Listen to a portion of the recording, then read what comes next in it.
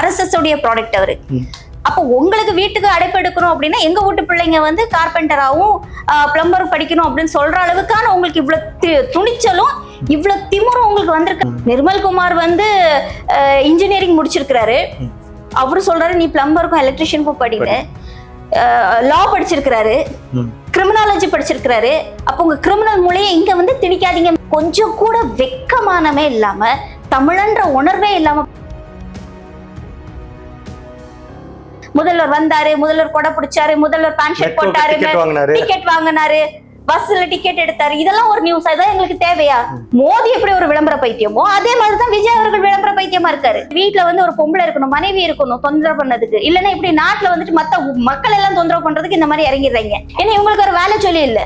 வீட்டுல பொண்டாட்டியா பாக்கணும், பிள்ளைல படிக்க வைக்கணும், பிள்ளைகளுக்கு பாக்கணும்னு எந்த கமிட்மெண்ட்ஸும் உங்களுக்கு கிடையாது. அப்ப எவன் செத்தாலும் இவங்களுக்கு கவலைப்பட போறது கிடையாது. மெட்ரோ 150 அடி மேல மெட்ரோல வந்து இவர் வந்து ஆய்வு பண்றாரு ரெட் கார்பெட் போட்டு.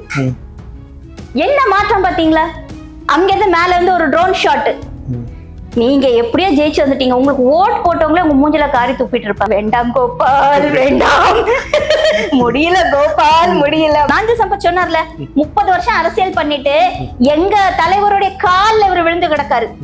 இந்த வார்த்தை வந்து திமுகல கூட ஒருத்தர் சொன்னது கிடையாது, சொல்ல மாட்டாங்க. தற்கொலை பசங்க அவனுங்க, செருப்பாலே அடிப்பாங்க. ஜோக்கர் மாதிரி ஒரு சினிமால நடிச்சிட்டு இருந்த ஒரு மனிதரை கொண்டு வந்து நீங்க முதல்வர் பதவியில உட்கார வச்சு அமைச்சர் பதவி கிடைச்சோன்னா உங்களுக்கு எல்லாமே மாறிடுச்சு. உங்க எஸ்சி மக்களுக்கு எல்லாமே வந்துடுச்சு.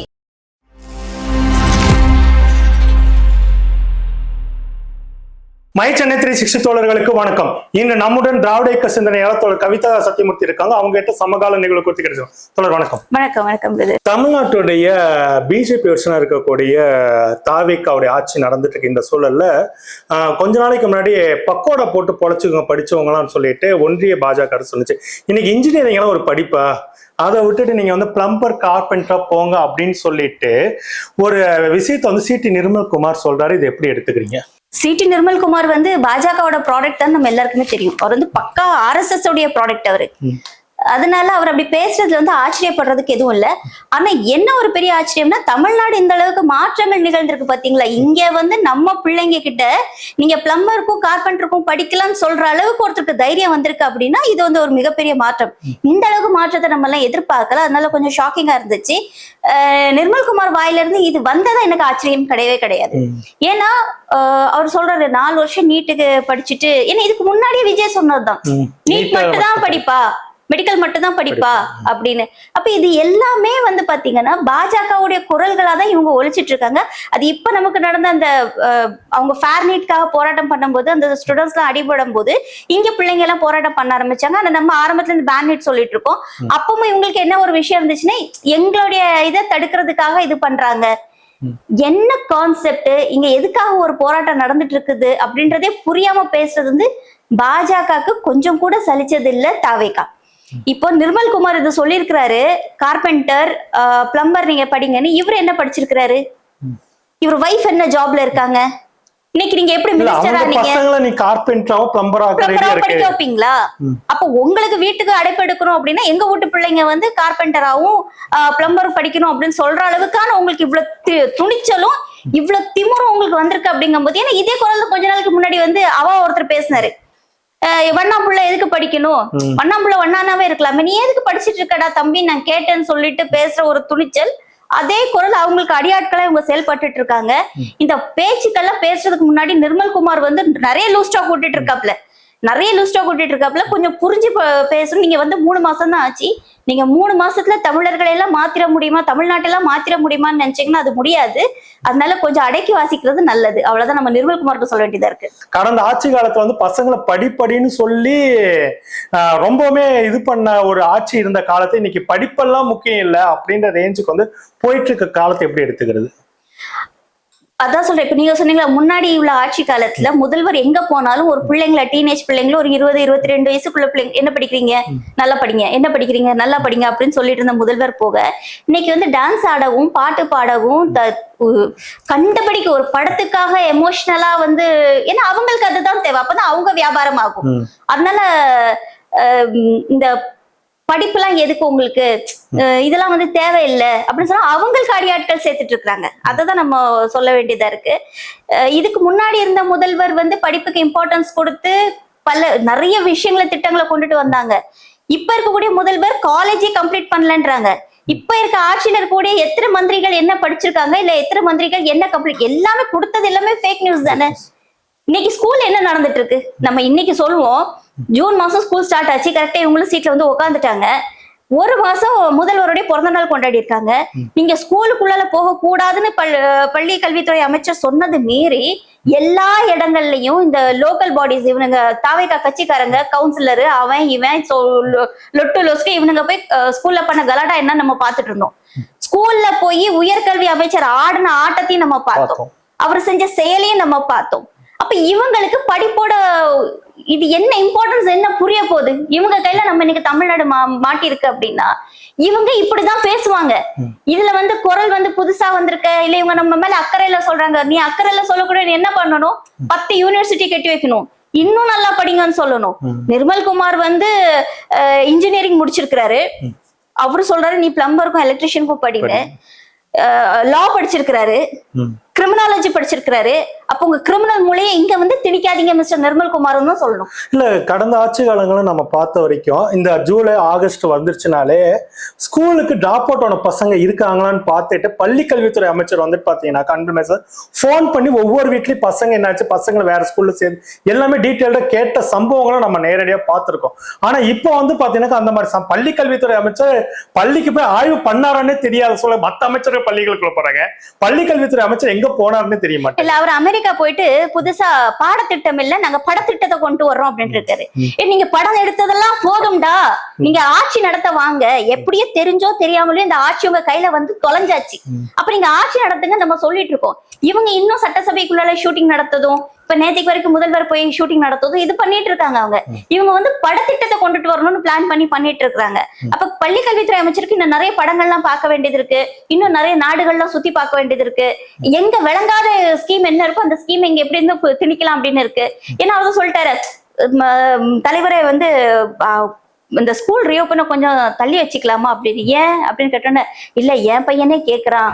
சரி ஓகே அப்ப வச்சுக்கோங்க அப்படின்ற இருக்கக்கூடிய மகாத்மாக்கள்லாம் வந்து இருக்கும் போது இங்க நம்ம பள்ளி கல்வி திட்டத்தை பத்தி நம்ம வருத்தப்பட்டு இருக்கோம் ஒரு கூட்டம். இவங்க இந்த என்னெல்லாம் வந்து கூத்து காணிக்க போறாங்களோ அப்படின்றதுதான் ஒரு பயமாவே இருந்துட்டு இருக்கு. தமிழ்த்தாய் வாழ்த்து தமிழ்நாட்டாருக்கு 3ஆம் இடம் தள்ளப்பட்டுச்சு. எதுக்காக பயந்தோமோ அது நடந்துருச்சு.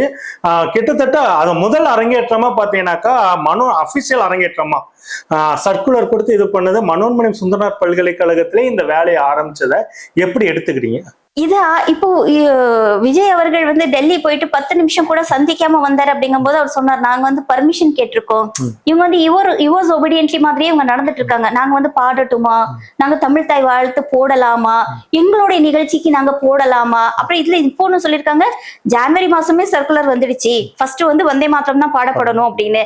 இதுல வந்து அவங்க கொடுத்த கவர்மெண்ட் ஆர்டரை வந்து நாங்க வந்து ஃபாலோ பண்றோம் அப்படின்னு கொஞ்சம் கூட வெக்கமானமே இல்லாம தமிழன்ற உணர்வே இல்லாம பேசுறது வந்து கொஞ்சம் அதிர்ச்சியா இருக்கு. ஏன்னா இதே முதல்வர் தான் ஒரு கட்சி தலைவரா இருக்கும் போதும் பிரச்சாரம் பண்ணும் போதும் நிறைய கிண்டலும் கேலியும் பண்ணாரு. முன்னாள் முதல்வர் லெட்டர் மட்டும் மானே தேனே பொன்மானே. இப்ப இவர் லெட்டர் எழுதிருக்கிறாரு. அப்ப இவர்கிட்ட கேட்கும் நீங்க என்ன போட்டிருக்கீங்க. இப்ப அவரு வந்து 60s கிட்னால மேபி மானே தேனே பொன்மானேன்னு போட்டிருக்கலாம். இவர் எப்படி லவ்லி டார்லிங் டியர்னு போட்டிருக்காரா, ஹாய் கைஸ்னு போட்டிருக்காரான்னு இவர்கிட்ட கேட்கணும்.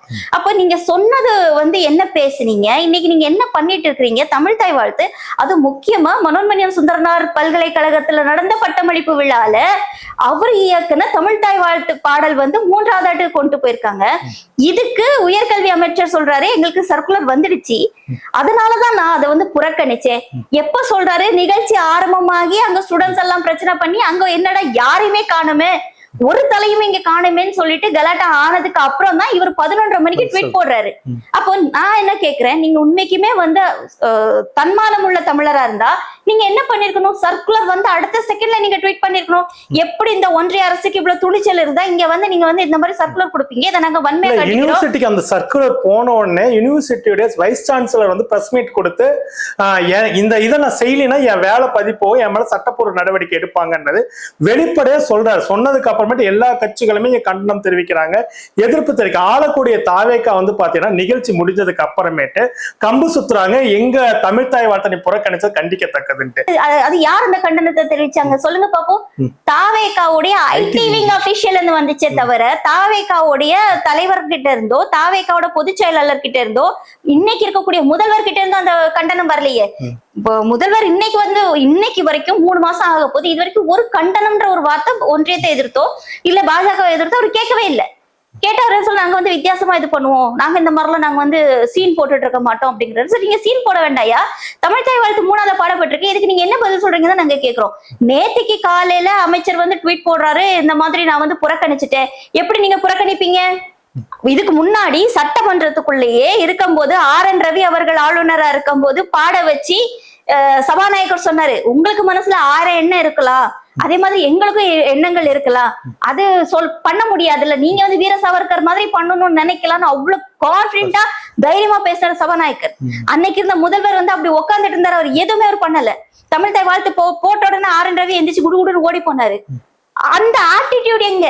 இன்னைக்கு ஒரு நாட்டு ஆள உங்களுக்கு நாங்க கொடுத்துருக்கோமே, 8 கோடி மக்களுடைய வாழ்க்கை உங்களுக்கு நம்பி கொடுத்துருக்கோம், 8 கோடி மக்களுடைய மானமும் சுயமரியாதையும் இருக்கு, மானமும் சுயமரியாதையும் இருக்கு. அப்ப நீங்க யாருக்கான முதல்வரா நீங்க இருந்துட்டு இருக்கீங்க? இங்க இவ்வளவு பெரிய பிரச்சனைகள் போயிட்டு இருக்கும்போது முதல்வர் வந்தாரு, முதல்வர் கொடை பிடிச்சாரு, முதல்வர் பேண்ட் ஷர்ட் போட்டாரு, டிக்கெட் வாங்கினாரு, பஸ்ல டிக்கெட் எடுத்தாரு, இதெல்லாம் ஒரு நியூஸ். அதான் எங்களுக்கு தேவையா? டெய்லி லட்சக்கணக்கான மக்கள் டிக்கெட் எடுத்து தான் போறாங்க, முதல்வருக்கு மட்டும் என்ன கொம்பா? நீங்க எங்களுக்கு வேலை பார்க்க வந்தாள் தானே, எங்களுக்கு நீங்க தானே சொன்னீங்க கேரியரோட உச்சத்துல இருந்து பல கோடியை நான் விட்டுட்டு நான் வந்து இன்னைக்கு உங்களுக்காக நான் இறங்கி வேலை செய்ய வந்திருக்கேன். அப்புறம் எதுக்கு அதை நீங்க வந்து ஒரு ப்ரொபகண்டா வாட்டி அதை எதுக்கு நீங்க ஒரு அட்வர்டைஸ்மெண்டா பண்றீங்க? டிக்கெட் எடுத்து போனாரு, எடுத்துட்டு போங்க. முதல்வருக்கு ஆக்சுவலி டிக்கெட் எடுக்க வேண்டாம், நீங்க ஆய்வுக்கு போறீங்க, கவர்மெண்ட் ரிலேட்டட் உங்க ஊரியா. ஆனாலும் 40 ரூபாய் டிக்கெட் எடுத்ததுல பெருசா வந்துட்டு நீங்க அதையும் வந்து ஒரு அரசியல் ஆக்குறீங்கன்னா உங்களை மாதிரி ஒரு கூமுட்டைகளை வந்து யாரும் பார்த்திருக்க மாட்டாங்க. அதுதான் சொல்லணும். உங்களுக்கு நீங்க வந்து ஒரு விளம்பர பைத்தியமா இருக்கீங்க.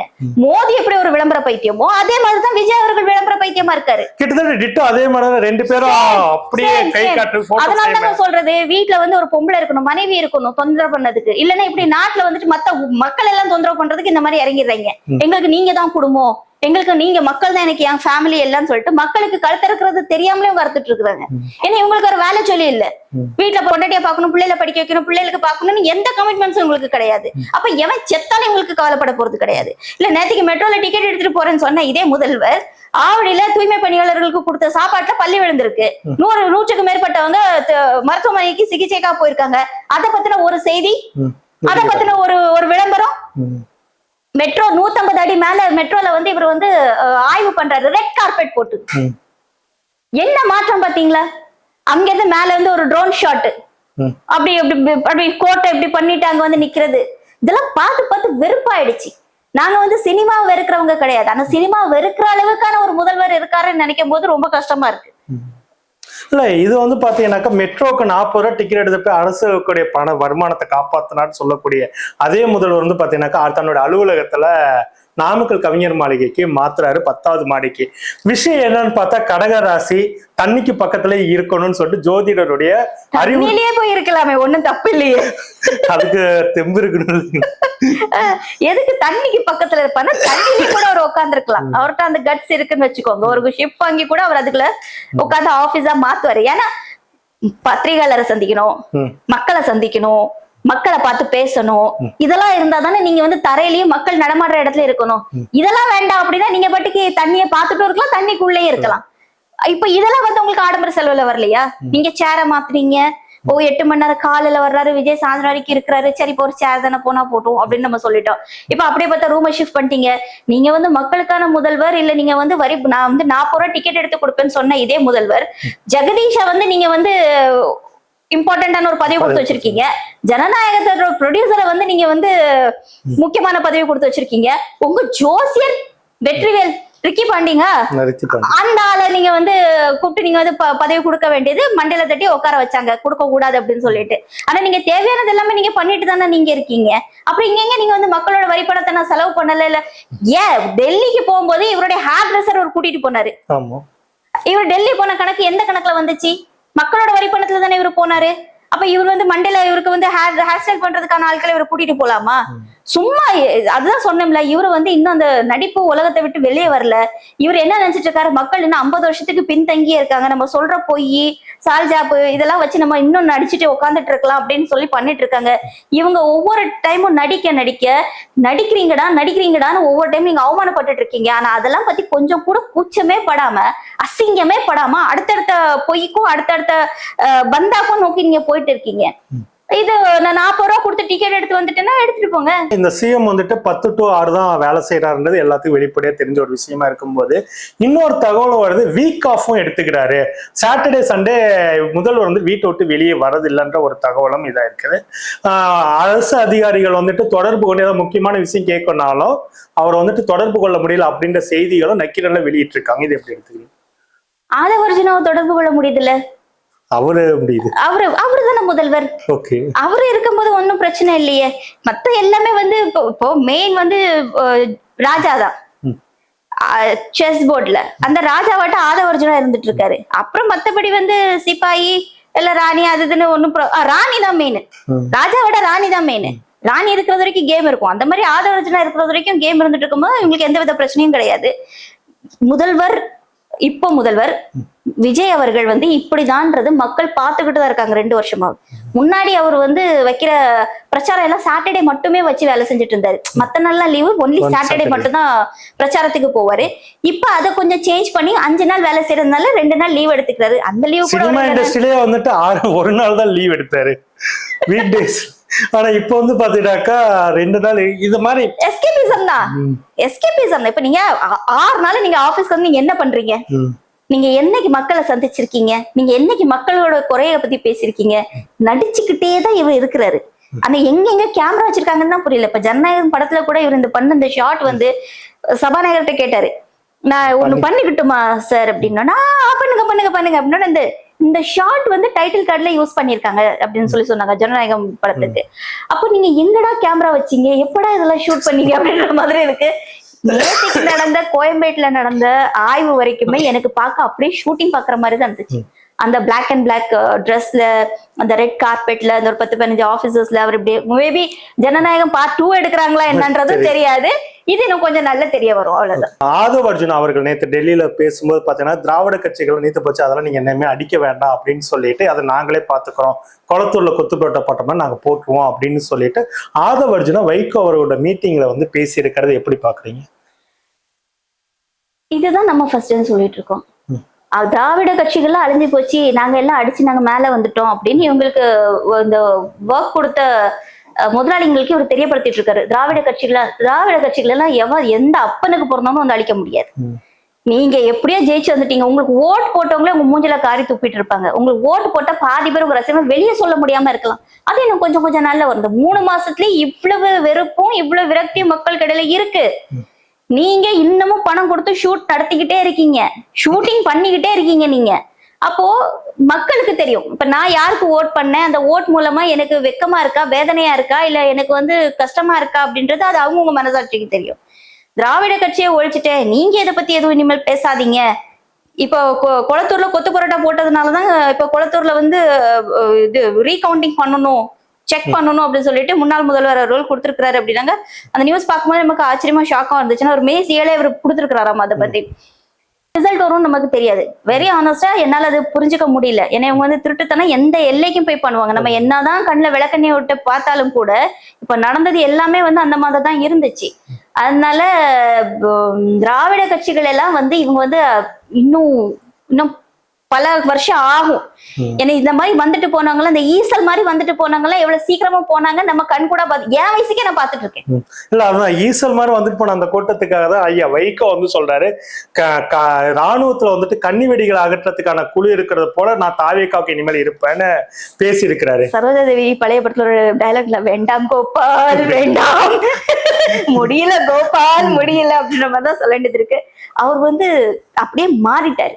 அவர் வந்து தன்னை வந்து ஒரு செக்யூரிட்டியாவே நினைச்சு வாழ ஆரம்பிச்சுட்டாரு அப்படிதான் சொல்லணும். அதனால அவரோட பேச்செல்லாம் ரொம்ப சீரியஸா எடுத்துக்க வேண்டிய அவசியமே கிடையாது. வைகோ அவர்கள் ஒரு 10 நிமிஷம் அவரோட கதை, அவர் எங்க இருந்து வந்தாரு, அவர் எதுக்கு திமுகல இருந்து சண்டை போட்டு வெளியே போனாரு, அவர் திமுகல வந்து வாரிசு அரசியல் இருக்குன்னு சொல்லிட்டு தான் வைகோ வெளியே போனாரு. போய் நீங்க மதிமுகன்னு ஒரு கட்சி ஆரம்பிச்சீங்க, இங்க வாரிசு அரசியல் எல்லாம் கிடையாதுன்னு சொல்லிட்டு, நீங்க ஒரு சிறந்த வழக்கறிஞர், அதுல எந்த வித மாற்று கருத்தும் இல்ல, நீங்க ஒரு சிறந்த மேதாவி, அதுல எந்த வித மாற்று கருத்தும் இல்ல. ஆனா நீங்க திருப்பி வந்து திமுகவோட நீங்க வந்து கூட்டணிக்குன்னு வந்தீங்க. திமுகல கூட்டணி இருக்கும் போதே மறுநாள் பார்த்தா ஜெயலலிதா அம்மா கூட நீங்க இப்ப உட்காந்துட்டு இருந்தீங்க. அங்கேயே உங்க தராதரம், உங்க தகுதி என்னன்னு தெரிஞ்சு போச்சு. அது மீறி மறுபடியும் நீங்க ஒரு 3வது அணி ஒண்ணு ஆரம்பிச்சீங்க, மக்கள் நல்ல கூட்டணின்னு மறுபடியும் நீங்க திமுகக்கு வந்தீங்க. நீங்க திமுக வந்து அத்தனை வருஷம் நீங்க பண்ண அரசியல்ல ஒரு மாங்காய் கூட பறிக்க முடியாம தான், ஒரு ஆணையும் புடுங்க முடியாம தான் நீங்க இத்தனை வருஷம் இருந்துட்டு, இப்போ திமுகவோட சேர்ந்ததுக்கு அப்புறம் தான் உங்களுக்கு ஒரு எம்பி சீட்டு 2 எம்எல்ஏ சீட் கிடைச்சிச்சு. அந்த எம்பி சீட்டும் அந்த எம்எல்ஏ சீட்டும் உங்களுக்கு கொடுத்த சின்ன வந்து உதயசூரியன் சின்ன உங்களுக்கு கொடுத்துச்சு. இன்னைக்கு நீங்க வந்து இதுக்கு இடையில மேடையில அப்பா அழுததையும் நம்ம பார்த்திருக்கோம், மகன் அழுததையும் பார்த்திருக்கோம்.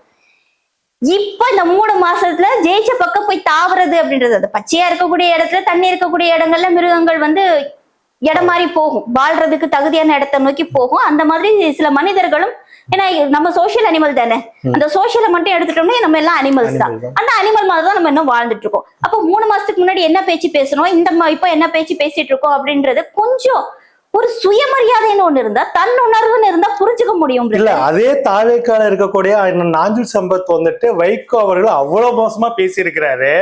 அதுக்கும் திமுக காரர்களும் இல்ல, அதுக்கு ஒரு பதில் நாஞ்சில் சம்பத் சொன்னார்ல, 30 வருஷம் அரசியல் பண்ணிட்டு எங்க தலைவருடைய கால்ல இவர் விழுந்து கிடக்காரு. இந்த வார்த்தை வந்து திமுகல கூட ஒருத்தர் சொன்னது கிடையாது, சொல்ல மாட்டாங்க. இந்த கால்ல விழுந்து கிடக்குறீங்க எங்க கிட்ட, நீங்க பிச்சை, இந்த வார்த்தை நம்ம திமுக காரங்க சொல்ல மாட்டாங்க. என் தலைவரோட காலில் விழுந்து கிடக்காருன்னு சொல்லும் போது துரை வைகோவோ மதிமுக கட்சியில இருக்கக்கூடிய ஒருத்தருக்காவது பேசுறதுக்கு தெம்பும் திராணியும் இருந்துச்சா? இன்னைக்கும் நாஞ்சில் சம்பத் அங்கதானே இருக்காரு. அதை கண்டிக்கவும் இல்லைங்களே, எப்படி கண்டிப்பாங்க? ஏன்னா வைகோவுக்கு வந்துட்டு அப்படி ஒரு அட்வைஸ் கொடுத்த ஒரு நேத்து நாஞ்சில் சம்பத்தோட பேச்சுக்கு எதுவுமே பேசாம இருக்கிறாரு. பண்ண முடியாது. ஏன்னா ஆரம்பத்திலேயே இப்போ விஜய் வந்து இவர் முதல்வர் ஆவாரா ஆக மாட்டாரா, கரூர் கேஸ்ல இவங்க எல்லாம் உள்ள போக வேண்டியது, அதையுமே இதுக்கு முந்தைய அரசு வந்து கை தவறி விட்டுடுச்சு. அப்படி இருக்கும்போது இவங்க வந்து அப்பவே நாஞ்சில் சம்பத் கூட போயிட்டாரு. அப்ப அதுல கொஞ்சம் அவங்களுக்கு நன்றிகள் இருக்கும்ல, சரி நம்ம கூட முதலே இருக்காரு, இவரை போய் நம்ம என்ன சொல்றது அப்படின்னு கூட சரி அவங்க கூட முதல் நாள் வந்துட்டு சேகர்பாபு அவரோட கூட்டத்துல போயிட்டு விஜய தாழ்பாராக பேசிட்டு அடுத்த நாள் போய் இணைகிறாரு. இல்ல இவங்க எனக்கு இந்த தேர்தல் வந்து ரொம்ப ஆச்சரியமா இருந்துச்சு.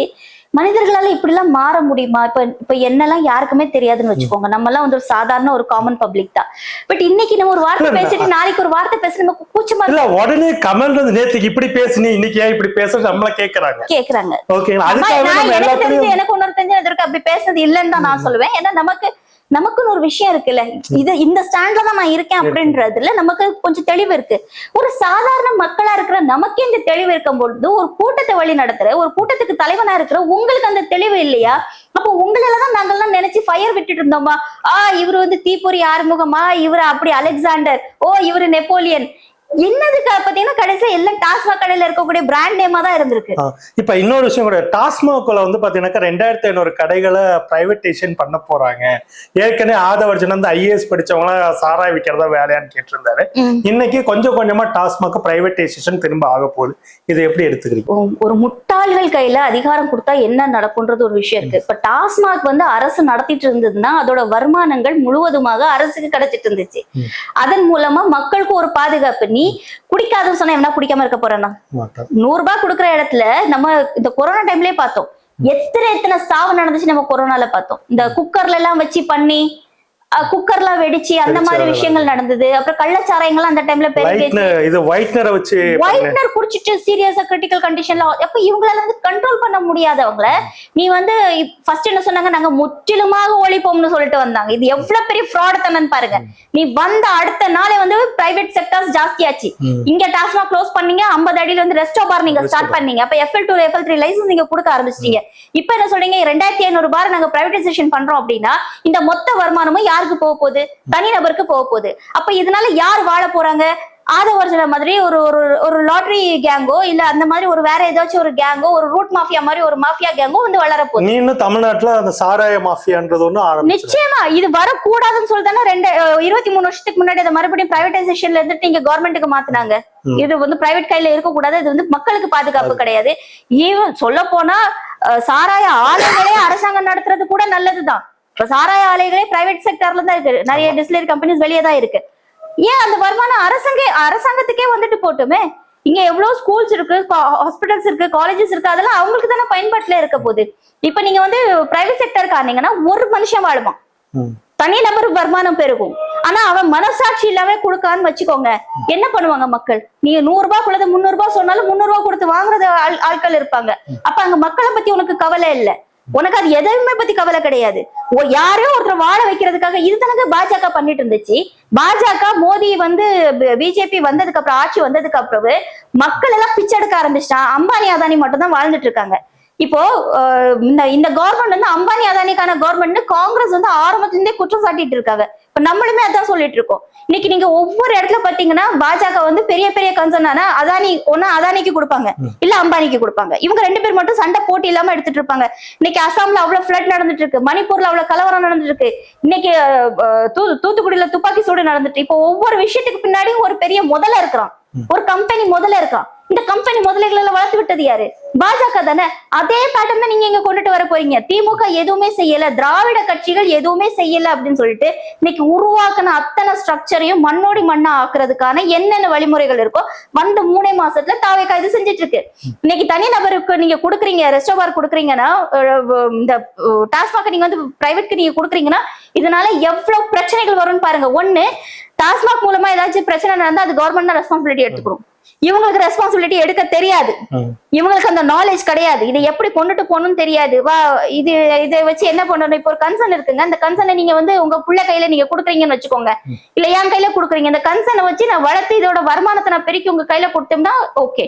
எனக்கு இந்த கன்சர்னை எப்படி நடத்தணும்னு எனக்கு தெரியலன்னா சரி வேற ஏதாவது நல்ல வேலைக்கு வந்தா பெசமா கொடுத்துட்டு அதை அவங்களாச்சும் பாத்துக்கலாம், அவ்வளவுதான்.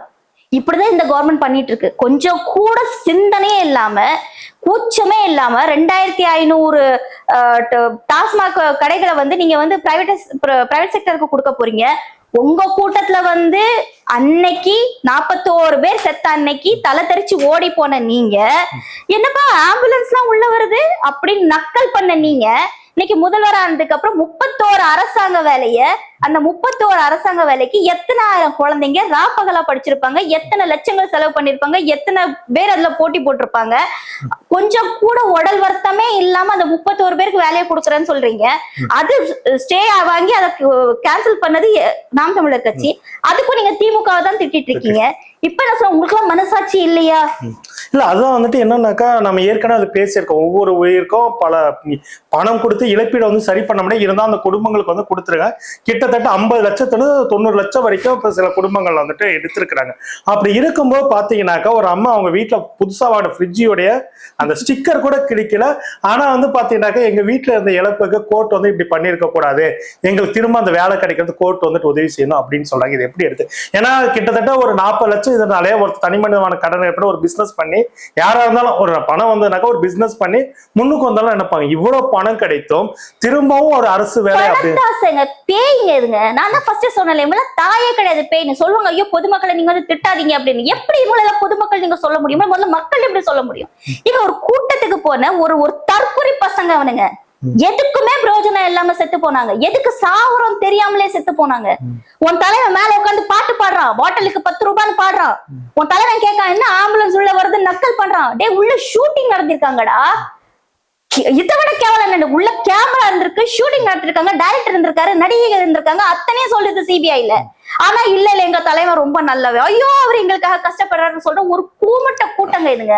இதுங்களுக்கு என்ன நம்ம பேச முடியும்? இல்ல அந்த கூட்டத்துல இருந்துதான் ஒரு வீடியோ வந்துட்டு திரும்ப ரிலீஸ், அந்த ஹாஸ்பிட்டலுக்கு ரைடு பண்ணாங்க இல்லைங்களா, அவங்க வந்துட்டு என்ன சொல்றாங்கன்னாக்கா, எங்க அண்ணனுக்கு நீங்க ரூட் போட்டு கொடுத்துட்டீங்க, கடந்த திமுக அதிமுக ஆட்சி காலத்துல யாருக்கெல்லாம் கருணை வேலை கொடுத்தீங்களோ அவங்க ஒட்டு மொத்தமா தூக்க போறாரு எங்க அண்ணன். இதை செருப்பாலே அடிப்பாங்க, செருப்பாலே அடிப்பாங்க.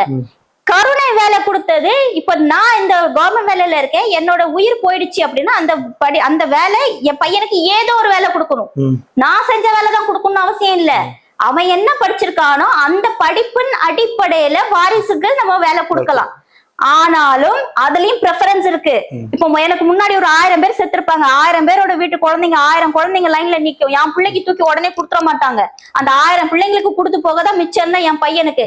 என் பையன் அதை நம்பி காத்துட்டு இருக்க மாட்டான்.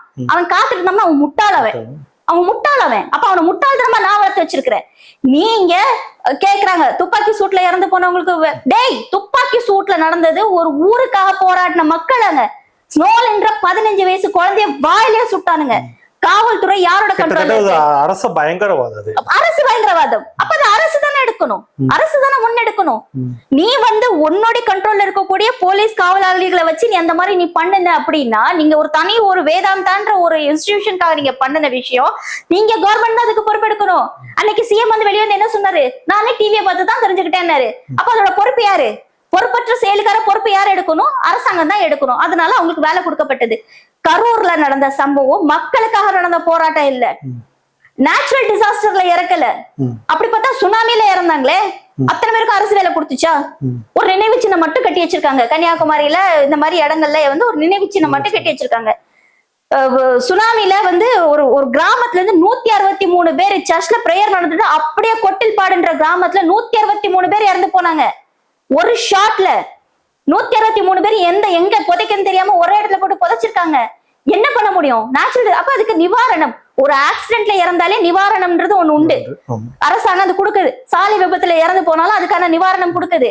இங்க வேலை எப்படி கொடுக்க முடியும்? படிச்ச குழந்தைங்க எத்தனை பேர் இருக்காங்களே, இந்த ரெண்டுக்குமே பிரிச்சு பார்க்க தெரியாத தற்கொலைங்க கிட்ட நம்ம என்ன சொல்லி புரிய வைக்க முடியும்? இல்ல இன்னைக்கு அரசு வேலை அப்படின்றது பார்த்தீங்கன்னா ஏற்கனவே இடஒதுக்கீடு அப்படின்ற ஒரு விஷயத்த வச்சு காலி பண்ணி அதை ஒரு மட்டம் தட்டுற வேலைகள் நடந்துட்டு இருக்கும் போது, இப்ப இந்த மாதிரி விஷயங்களை தாவிக்கிறதுடைய நோக்கம் என்னவா இருக்கு? இந்த கருணை அடிப்படையான வேலைகள் இதெல்லாம் எடுத்துக்கிட்டு இடஒதுக்கீடு கொச்சப்படுத்துற வேலையும் நடக்குது. இதையெல்லாம் எப்படி எடுத்துக்கிறீங்க? முட்டாளுங்க, முட்டாள். நீங்க ஒண்ணுமே தெரியாம ஜோக்கர் மாதிரி ஒரு சினிமால நடிச்சிட்டு இருந்த ஒரு மனிதரை கொண்டு நீங்க முதல்வர் பதவியில உட்கார வச்சீங்கன்னா இதோட வரலாறு தெரியுமா? இங்க என்ன மக்கள் கஷ்டப்பட்டு வந்தாங்க தெரியுமா? விஜய்க்கு தெரியுமா கஷ்டப்பட்டு வந்தாங்கன்னு? தெரியாது. விஜய்க்கு அப்பாவுக்கு தெரியும். அவரு அவரோட எல்லாம் ஃபேஸ் பண்ணி இருக்கலாம். ரெண்டாவது அவர் பிள்ளைமாரு, அவருக்கு கஷ்டம் தெரியாது. பிள்ளைமார் எஃப்சில வருவாங்க, பிசில இப்ப வர்றாங்களா இந்த மாதிரி. அப்போ இவங்களுக்கு அது கஷ்டம் தெரியாது.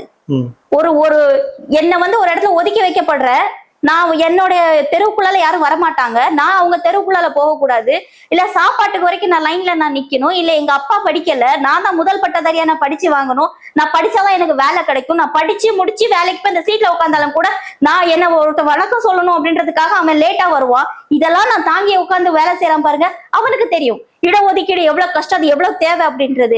நீங்க சொகுசா எந்த பிரச்சனையுமே இல்லாம நான் கஷ்டப்பட்டு வந்தேன் கஷ்டப்பட்டு வந்தவங்க எப்படி நீங்க உங்க வீட்டு டிரைவருக்கு நீங்க இத்தனை கோடி ரூபாய் நீங்க பிசினஸ் பண்ண கொடுத்தீங்க? கஷ்டப்பட்டு வந்தவங்க நீட்டோட ஒரு பிரைவேட் இன்ஸ்டிடியூஷன்ஸ்க்கு 50 கோடி ரூபாய் நீங்க கொடுத்துருக்கீங்களா, ஃபண்ட் கொடுத்துருக்கீங்களா, எப்படி கொடுத்துருக்கீங்க? இது கஷ்டப்பட்டு வந்ததா? அப்ப இத்தனை கோடி ரூபாய் 1000 கோடி ரூபாய் வச்சிருக்க கூட கஷ்டப்படுறான்னா 100 ரூபாய் என் பாக்கெட்ல இல்லாம இருக்கா, அப்ப நான் என்ன பண்ணணும்? நான் எவ்வளவு புலம்பணும் நானு? அப்ப இங்க மக்களுக்கு யாரு கஷ்டப்படுறாங்க, யாரு நமக்கான தலைவர்னு புரியாம ஒரு கூட்டம் ஒரு கவர்ச்சியை மட்டுமே நம்பி, நான் என்ன சொல்றேன், இந்த முதல்வர் இன்னைக்கு முதல்வரா வந்துட்டாருங்க, இவருக்கு இன்ன வரைக்கும் அந்த அடிப்படை தகுதி தெரியல. இன்னைக்கு வரைக்கும் இந்த ஜனநாயகம் படம் ரிலீஸ் ஆச்சு இல்லையா, தமிழக முதல்வர் மாண்புமிகு முதலமைச்சர் சி ஜோசப் விஜய்னு போட தெரிஞ்ச இவருக்கு அதுல ஒரு கெட்டார்த்து சொல்லி ஒரு டயலாக் பேசுறாரு, அந்த டயலாக் அவரை கட் பண்ணுமா வேண்டாமா? அவர் இல்லையா இன்ஸ்ட்ரக்ஷன் கொடுக்கணும் இது பண்ணாதீங்கன்னு? இல்ல ஏற்கனவே லியோலயே அந்த பிரச்சனை வந்தது. லியோ ட்ரெய்லர்ல அந்த பிரச்சனை வந்தப்போ இது பண்ணதுக்கு அப்புறமேட்டு நீ அப்ப கூட நீ கட்சி ஆரம்பிக்கல, எதுவும் பண்ணல. நீ கட்சி ஆரம்பிச்சு சிஎம் கேண்டிடேட் நிக்கும் போது கூட இந்த மாதிரி டயலாக் வாலண்டியரா வச்சாங்க. அந்த டயலாக் தேவையில்லை. நீங்க அதான் உங்களுக்கு ரீல் போட்டு அதை பேசுற நிலைமைக்கு கொண்டாந்து விட்டாருன்னு வேதனையா இருக்குது. டேஷ் இப்ப நம்மளும் சாதாரணமா பேச ஆரம்பிச்சிட்டோம். முதலமைச்சரே பேசும்போது நான் பேசுறதுக்கு என்ன, எனக்கு ஆன் ஸ்கிரீன் என்ன ஆஃப் ஸ்கிரீன் எனக்கு என்ன பயம்? நான் அப்படிதான் பேசுவேன்.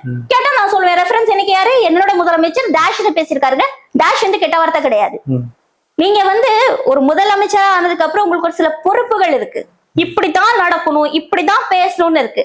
அது எல்லாத்தையும் சுக்குநூறாக்கி எல்லாத்தையும் தவிடுபடியாக்கி நீங்க ஒரு தற்கொலை கூட்டத்தை உருவாக்கி அந்த தற்கொலை கூட்டத்தை கூட அரசியல் பேசுறதுக்கு மத்தவங்களையும் தற்கொலையாக்கி நீங்க 10 தடவை ஒரு விஷயத்த திருப்பி சொல்லலாங்க. இல்லங்க பிரதர் அப்படி இப்படின்னு அவன் கேட்கும் போது பாடி பொடின்னு கேட்கும் போது சி போடா அவனை இவனை அப்படின்னு இன்னைக்கு பாத்தீங்கன்னா இந்த சோசியல் மீடியால மக்களோட மனசு அப்படிதான் இருக்கு. இதுக்கு முக்கியமான காரணம் தமிழ்நாட்டில் நடந்த மாற்றம். முதல்வர் அவர்களுக்கான எந்தவித தகுதியுமே இல்லாம இன்னைக்கு அவர் உட்கார்ந்துட்டு இருக்காரு. அவர் செய்யற ஒவ்வொரு விஷயமும் மக்களுக்கு வேதனையும் விரக்தியும் கொடுக்குற இடத்துலதான் அவர் ஒர்க் பண்ணிட்டு இருக்காரே தவிர எந்த விஷயத்துக்கு ஒரு எங்க நேற்றுக்கு மெடிக்கல் சீட்ல உள்ள 151 சீட் போச்சு. அதுக்கு ஏதாச்சும் ஒரு பேசினாரா? நேற்றுக்கு சுப்ரீம் கோர்ட்ல நடந்த கேஸுக்கு வக்கீல் போகலிங்க. தமிழ்நாடு அரசோட வழக்கறிஞர்கள் போகல. எவ்வளவு கேவலமான விஷயம், எவ்வளவு கேவலமான விஷயம். 150 அடியில இருந்தாரு, டிக்கெட் எடுத்தாரு, அதை புடுங்கினாரு, இதை பார்த்தாரு அப்படின்னு சொல்றேன். இவனுங்க 151 இடம். அது வந்து திமுக எவ்வளவு தூரத்துக்கு சட்ட போராட்டம் பண்ணி எவ்வளவு கஷ்டப்பட்டு அந்த இடத்த கொண்டுட்டு வந்தாங்க. எங்களுடைய பிள்ளைங்களுக்கு வேணும், அரசு மருத்துவர்களுக்கு வேணும். மல்டி ஸ்பெஷாலிட்டி படிச்சாதான் அடுத்தடுத்த மாவட்டங்கள் அதை நாங்க வந்து விரிவுபடுத்த முடியும். அந்த அந்த இடத்த வந்து நாங்க தக்க வச்சுக்கணும்னு சொல்லிட்டு இந்த திராவிட முன்னேற்ற கழக அரசு, இந்த திராவிட முன்னேற்ற கட்சி போராடில அந்த இடத்த கொண்டுட்டு வந்தாங்க.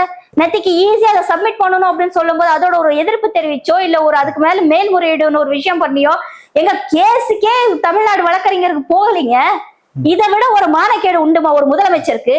நீங்க மானே போனே பொண்ணே தேனே நாங்க லெட்டர் எழுதுவோம் சொன்னீங்களே, இது வரைக்கும் தண்ணி சரியான அளவுல நமக்கு நீர் வரலையே. அதை பத்தி ஒரு விஷயம் இருக்கு. கர்நாடகாவுக்கு போக போறாரு இல்லைங்களா பேச்சுவார்த்தை? அவரு போன்ல நான் பேசிட்டு சொல்லிட்டாரு அங்களோட சிஎம், நான் பேசிட்டு நீங்க வந்து பாருங்க எங்க கிட்ட தண்ணி இல்ல. இவர் போய் என்ன பண்ண போறாரு, அங்க போய் ரீல்ஸ் எடுத்துட்டு வருவாரு. இல்ல அதான் வந்துட்டு கடந்த ஆட்சி காலத்து திமுக இருந்த வரைக்கும் பாத்தீங்கன்னா இந்த காவிரி பிரச்சனை தண்ணி பிரச்சனை நமக்கு வந்துட்டதுல கரெக்டா வந்துட்டு இருந்தது. இவர் வந்ததுக்கு அப்புறமேட்டு ஸ்டாலின் போயிட்டு இதெல்லாம் குழந்தைன்னு சொல்லிட்டு லெப்ட் ஹேண்ட்ல சிவகுமார் வந்து ஹேண்டில் பண்ணி முடிச்சு விட்டாரு. இப்போ வந்துட்டு இவர் நான் போறேன்னு சொல்லு கர்நாடகாவுக்கு போறேன்னு சொன்னது அது படம் ரிலீஸ் ஆனதுக்கு அப்புறமேட்டு உண்மையை சொன்ன காவிரி பிரச்சனை பீக்ல இருந்ததுனாக்கா கர்நாடகால எந்த தமிழ் நடிகரோட படமும் ஓடாது. ஆனா இவருடைய படம் ரிலீஸ் ஆகி ரன் ஆகுது, ஓடுதோ இல்லையா ரன் ஆகுது. எந்த ஒரு பிரச்சனையும் அங்க வந்து கிளம்பல. அப்படி இருக்கும்போது இவர் எதுக்காக இப்ப அங்க போகணும்னு அடம்பிடிக்கிறாரு நீங்க நினைக்கிறீங்க? நன்றி சொல்வதற்காகவா இல்ல வந்துட்டு உரிமைகளை கேட்பதற்காக? உரிமைகளை கேட்கறதுக்கா? அது இன்னும் எத்தனை வருஷம் ஆகும்லாம் தெரியல பிரதர். ஒருவேளை நீங்க சொன்ன மாதிரி எங்க படம் தியேட்டர்ல எல்லாம் எப்படி ஓடுது, ஒருவேளை வாட்டாள் நாகராஜனை பார்க்க போயிருக்கலாம். ஏன்னா மெயின் பிரச்சனையே அவர் தான் பண்ணுவாரு. காவேரி வாட்டாள் நாகராஜனுக்கு வேணா இவரு தேங்க்ஸ் பண்ண போலாம். ஜனநாயகம் படத்துக்கு நீங்க எந்த பிரச்சனையும் பண்ணல ஐயா, ரொம்ப நன்றி அண்ணா அப்படின்னு சொல்லிட்டு அவருக்கு என்ன தேங்க்ஸ் பண்ண போலாம். நீங்க சட்டப்படி நீங்க வந்து ஒரு ஒன்றிய அரசுக்கு நீங்க எழுதி அனுப்புறீங்க எங்களுக்கு நீர் வேணும் அப்படின்றதுக்காக, இல்ல ஒன்றிய அரசு அதுக்கான தலையீடு பண்ணணும், இல்ல நீங்க அதுக்கு மேல்முறையீட்டுக்கு போகணும். அங்க இருக்கக்கூடிய சிஎம் ரொம்ப தெளிவா சொல்லிட்டாரு, எங்க கிட்ட தண்ணி இல்ல நீங்க வந்து பாருங்க அப்படின்னு நான் வந்து முதலமைச்சரை கூப்பிட்டுருக்கேன் அப்படின்னு சொல்றாரு. இவர் ஃபர்ஸ்டே சொல்லிட்டாரு திமுக இருந்தாதான் எங்களுக்கு குடைச்சல், திமுக இல்லைன்னா நாங்க. இதெல்லாம் எனக்கு 91 ஞாபகம் அப்படிப்படுத்துது. அப்ப இப்படிதான் சொன்னாங்க, எங்ககிட்ட தண்ணியே இல்லைன்னு. ஜெயலலிதா ஆட்சியில இருக்கும் போதெல்லாம் இதே மாதிரியான இதான் வந்தது. கர்நாடகா பிரச்சனை வரும்போது எங்கிட்ட தண்ணி இல்லைன்னு இப்ப திரும்ப அதெல்லாம் வருது. இதெல்லாம் எப்படி எடுத்துக்கிறது? அது புத்திசாலி இருக்கணுங்க. ஒரு மேனேஜ்மெண்ட் பண்றதுக்கு, ஒரு வீட்டையுமே நிர்வாகம் பண்றதுக்கு ஒரு ஒரு ஒரு ஆணோ பெண்ணோ அந்த வீட்டை நிர்வகிக்கக்கூடியவங்க கொஞ்சம் திறமையா இருந்தா அந்த வீடு சரியா போகும். இல்லைன்னா வீடே சுக்குநூறா போயிடும். ஒரு நாட்டே நீங்க இருக்கீங்க அப்படின்னா ஸ்டாலினுடைய துணிச்சல் என்ன, ஸ்டாலின் என்னெல்லாம் பண்ணுவாரு, ஸ்டாலின் இன்னைக்கு எந்த அளவுக்கு செஞ்சு இந்த சென்னையா இருக்கட்டும் இல்ல தமிழ்நாடா இருக்கட்டும் எப்படி கொண்டுட்டு வந்தாரு அப்படின்ற நம்ம எல்லாருமே நம்ம பார்த்தோம். விமர்சனம் பண்றவங்களுக்கு விமர்சனம் மட்டும்தான் பண்ண தெரியும். அதோட ஒரு பாயிண்ட் எடுத்து போடட்டும். இன்னைக்கு நீங்க வந்து 3 மாசம் ஆச்சுல, ஸ்டாலின் அவர்கள் கொடுத்த அதே 1000 ரூபாய் தான் நீங்க கொடுத்துட்டு இருக்கீங்க. நீங்க சொன்ன 2500 நீங்க கொடுக்கல. ஸ்டாலின் கொடுத்த அதே விடியல் ஸ்டாலின் வந்துட்டு 1.5 வருஷம் கழிச்சுதான் கொடுத்தாரு. அப்ப யாரும் கேள்வி கேட்கல, எங்களை மட்டும் ஏன் கேள்வி கேட்கலன்னு செங்கோட்டையன் கேள்வி கேட்கல. ஸ்டாலின் வரும்போது என்ன பீரியட்ல அவர் வந்தாரு எல்லாரும் நம்ம சொன்னாங்க. நான் சொன்னேன் ஐயோ கொரோனா டைம்ல ஏற்கனவே திமுக கழுவி ஊத்துவாங்க, இதுல கொரோனா வேற முடிஞ்சு போயிருக்கு, ஏற்கனவே எல்லாமே நிதிநிலைகள்லாம் ரொம்ப மோசமா இருக்கு, இந்தியா லெவல்லே மோசமா இருக்கு, உலகமே ஷட் டவுன் ஆயிருக்கு. இந்த டைம்ல வந்து திமுக ஆட்சிக்கு வருது, திமுக நிர்வாகம் பண்ண ரொம்ப கஷ்டமா இருக்கும், மறுபடியும் திமுக கெட்ட பேர் வாங்க போகுதுன்னு நம்ம எல்லாருமே சொன்னோம். ஆனா அவர் வந்த கையெழுத்தே மகளிர் விடியல் பெருந்துக்கு தான் அவர் கையெழுத்து போட்டாரு. வந்த அன்னைக்கு சீட்ல உட்கார்ந்த கையெழுத்துங்க. அப்புறம் அந்த ஸ்கீம்ஸ் எல்லாம் கொடுக்கறதுக்கு கொஞ்சம் டைம் ஃப்ரேம் எடுத்துட்டாங்க. கடைசியில இப்போ பிப்ரவரி மாசம் மார்ச் மாசம் எல்லாரும் 5000 ரூபாய் சொலையா வாங்குனீங்களே, அன்னைக்கு உங்களுக்கு தெரியலையா? அன்னைக்கு நீங்க கேள்வி கேட்கறது எதுக்கு 5000 ரூபாய் போட்டீங்கன்னு? போடுறதெல்லாம் நீங்க வாங்கிக்கோங்க, குத்துறது மட்டும் விசிலுக்கு குத்துங்கன்னு சொல்லிட்டு கூச்சமே இல்லாம பேசுனீங்களே நீங்க. உங்களுக்கு நாணயம்னா என்னன்னு தெரியுமா? ஃபர்ஸ்ட் நேர்மை. நீ நாணயமான தலைவனா இருந்தா நீ என்ன சொல்லி கொடுத்துருக்கணும்? 5 காசு யார்ட்டையும் வாங்காதீங்க, நேர்மையா இருங்க, யாரோட காசு நமக்கு தேவை கிடையாது, நீங்க தைரியமா விசிலுக்கு ஓட்டு போடுங்க, உங்களுக்கு நான் அண்ணன் இருக்கேன் உங்க மகன் இருக்கேன்ல அவரை சொல்லியிருக்கணும். அன்னைக்கு இவர் என்ன சொன்னாரு? யார் யாரு காசு கொடுக்காங்களோ எல்லாம் வாங்கிக்கோங்க, வாங்கிட்டு நீங்க விசிலுக்கு குத்துங்க. இது எந்த மாதிரியான ஒரு வழிமுறைகளை நீங்க உங்க தலைமுறைக்கு நீங்க சொல்லி கொடுக்குறீங்க? எந்த மாதிரியான வழிமுறைகளை நீங்க உங்களுடைய தொண்டர்களுக்கு சொல்லி கொடுக்குறீங்க? அப்போ எடுத்தது பொய், சொன்னது பொய், வாழ்றது பொய், இருக்கிறது பொய். இந்த மாதிரி ஒரு தலைமையான ஒரு முதலமைச்சரை வச்சுக்கிட்டு நீங்க வந்து எல்லாத்துக்கும் கையேந்தி தான் நிக்கணுமே தவிர முதலமைச்சர் வாயை திறக்க மாட்டாரு, முதலமைச்சர் வேற யாருக்கிட்டையும் வாயை திறக்க மாட்டாரு. இதுதான் ஸ்டேட்டஸ் இப்ப தமிழ்நாட்டுல நடந்துட்டு இருக்கு. கடந்த காலங்கள்ல நம்ம ஒரு நல்ல இன்டெலெக்சுவல் போராளிகள் நினைச்சிட்டு இருந்த படத்தை, குறிப்பா நான் வன்னியரசு வந்து பாத்தீங்கன்னா ஒரு விஷயம் சொல்லும் போது, நீட் தேர்வு விஜய் அவர்கள் நீட் போராட்டம் வந்து பாத்தீங்கன்னா விஜய் அவர்கள் அனிதா வீட்டுக்கு போயிட்டு வந்ததுக்கு அப்புறம் தான் தமிழ்நாட்டில் அந்த எதிர்ப்பே அதிகமாச்சு. அதுக்கு முன்னாடி வந்துட்டு அதிகமாகல அப்படின்ற மாதிரி பேசி இருக்கிறது. எப்படி ஏன்னா இது வந்து பாத்தீங்கன்னாக்கா நீட் போராட்டத்தை அவர் கொச்சப்படுத்துறதுல அவருடைய கட்சியை சேர்ந்த அண்ணன் திருமாவளவன் அவர்களே கொச்சப்படுத்துற மாதிரி அந்த ஸ்டேட்மெண்ட் இருக்குது. விஜயால தான் அந்த போராட்டம் இதா இருக்கு அப்படின்னு சொன்னதெல்லாம் எப்படி எடுத்துக்கிறீங்க? திருமா அண்ணா, வன்னி அண்ணா இவங்களால நம்ம நீங்க சொன்ன ஒரு போராளிகளா தான் நம்ம பார்த்திருப்போம். அவங்க இப்ப ரசிகர்களா மாறி ஒரு 2 மாசம் ஆச்சு அப்படின்றத என்னால ஜீரணிச்சுக்க முடியல. 2010 நிறைய பேருக்கு இந்த கன்ஃபியூஸ் இருக்கு. திமுக அமைச்சர் இருக்கும் போதுதான் நீட்டை கொண்டுட்டு வந்தாங்கன்னு முட்டாள்தனமா பேசிட்டு இருக்காங்க. 2010 மெடிக்கல் கவுன்சில் ஆஃப் இந்தியா இந்த மாதிரி ஒரு என்ட்ரன்ஸ் எக்ஸாமை கொண்டுட்டு வரணும்ன்றது ஒரு பிளான் பண்றாங்க. பிளான் பண்ணி வரும்போதே அந்த டைம்ல இருந்த யூனியன் ஹெல்த் மினிஸ்டர் வந்து குலாம் நபி ஆசாத். எல்லா மாநிலங்கள்லயும் அந்தந்த மாநிலத்துல ஒரு ஹெல்த் மினிஸ்டர்ஸ் இருப்பாங்க இல்லையா, அந்த டைம்ல திமுக இங்க ஆண்டுட்டு இருக்கு. அப்ப திமுகவோட ஹெல்த் மினிஸ்டர் தான் இருப்பாரு. அவர்கிட்ட கொடுத்தோட அவங்க இம்ப்ளிமெண்ட் பண்ணவோ இம்போஸ் பண்ணவோ இல்ல, அதை வந்து தலைமைக்கு தெரியப்படுத்தும். இது வந்து ஒரு வழிமுறை, இது வந்து ஒரு புரோட்டோகால். இது அங்க இருந்து இவங்க கொடுப்பாங்க, இந்த டாக்குமெண்ட் வாங்கி நான் வந்து தலைவர்கிட்ட கொண்டு போய் கொடுக்கணும். தலைவர் அது என்ன சொல்றோ அதை பொறுத்து. கலைஞர்கிட்ட கொடுத்தோம்னா கலைஞர் டே 1ல இருந்தே இதை வந்து நோன்னு சொல்லி அப்ஜெக்ஷன் பண்றாரு. கலைஞர் இதுக்கு எதிர்ப்பு தெரிவிக்கிறாரு. திருப்பி 2012-13 திமுக தான் லீகலா ஆக்ஷன் எடுத்து இது சட்டப்படி நடவடிக்கை எடுத்து மாநிலத்துக்கு உரிமைக்கு உட்பட்டது, எங்க மாநிலத்துக்கு இது தேவையில்லை, அரசு பள்ளிகள்ல படிச்ச குழந்தைங்க பாதிக்கப்படும், மருத்துவர்கள் வர்றது கம்மி ஆயிரும் சொன்னாரு. 2010 லீகலா எடுத்து பண்ணிட்டு இருக்காங்கல்ல, திமுக போராடிட்டு இருக்க. திமுக மாணவர்களை போராட விடல. மாணவர்களை திமுக எப்பவுமே மனிதர்களை போராட விடாது, மக்களை போராட விடாது. அவங்க சட்டப்படியான நடவடிக்கையில அவங்க எடுப்பாங்க, அதை பெருசா பேச மாட்டாங்க. ஏன்னா அது அவங்களோட வேலைன்னு அவங்களுக்கு தெரியும். It's a part of the job. இதை நான் இது பண்ணிட்டேன்னு சொல்லி நல்ல பேர் வாங்குறதுக்கு என்ன இருக்குங்க? வேலை செய்யாதவன் தான் நான் வேலை செஞ்சுட்டேன் பாரு நடிப்பான். ஆபீஸ்ல நம்ம நிறைய அந்த மாதிரி பாத்துருக்கோம். வேலை செய்யறாங்க, அவங்க பாட்டு வேலை செஞ்சுட்டு போயிட்டே இருப்பாங்க. திமுக அவங்க வேலையை அவங்க செஞ்சுக்கிட்டே இருக்கு. 2012-13 லீகலா இதை வந்து ஃபேஸ் பண்ணி அதை வின் பண்றாங்க. 2016 தான் நீங்க இம்போஸ் பண்றீங்க. அப்ப இம்போஸ் பண்ணும்போது பாஜகவும் அதிமுகவும் இருக்கு. திமுக ஆட்சி அமைக்கும் போது திமுக சொல்லுது இல்ல நாங்க வந்துட்டோம்னா சட்டப்படி இதை வந்து நாங்க எடுப்போம்.